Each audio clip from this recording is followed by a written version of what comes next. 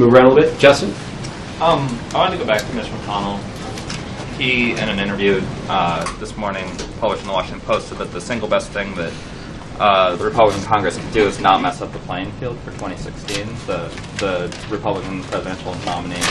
So I'm kind of interested in the inverse of that question, which is that President Obama's kind of #1 priority headed into the last 2 years, or to what extent is preparing the Democratic Party for the 2016 elections and a leader that would presumably continue his vision a priority or something that's on your guys' agenda?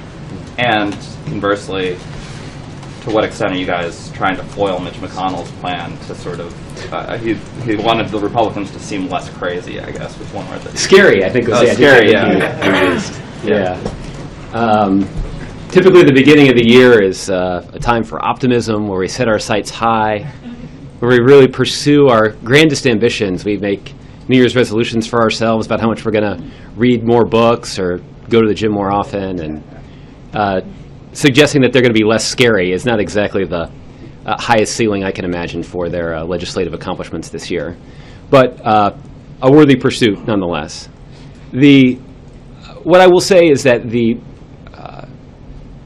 president does have, in the vein of ambition, a lot that he wants to try to get done this year.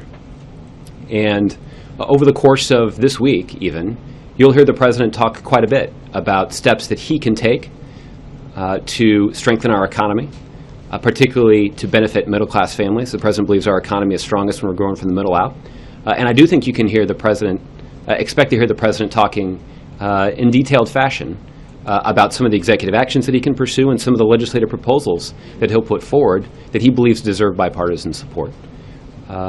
And this is something different. This is a little different than what we've done in the past. This is an opportunity for him to talk about the State of the Union address as we get closer to the date where he'll actually give the speech, so a little bit more of a preview than we've seen in previous years.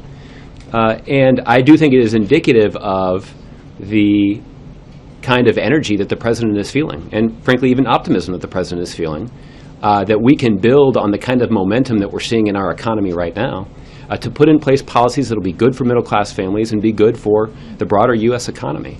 Are Democrats and Republicans going to agree on every aspect of the president's strategy? Probably not. But are there some things where we feel like we can work together to get things done that will be consistent with the ambitions of both parties and consistent with a strategy that will be in the best interest of the country and middle-class families in the country? Yeah, I think we can. And whether it's, I also noted in that same interview, Senator McConnell talked about finding new ways to invest in infrastructure. He talked about policies we can put in place to open up markets for U.S. businesses. And he talked about tax reform. So these are all areas where there does stand the potential for bipartisan agreement, and the president is certainly going to pursue them. The president's also going to pursue some other things that Republicans may not like that he can do on his own.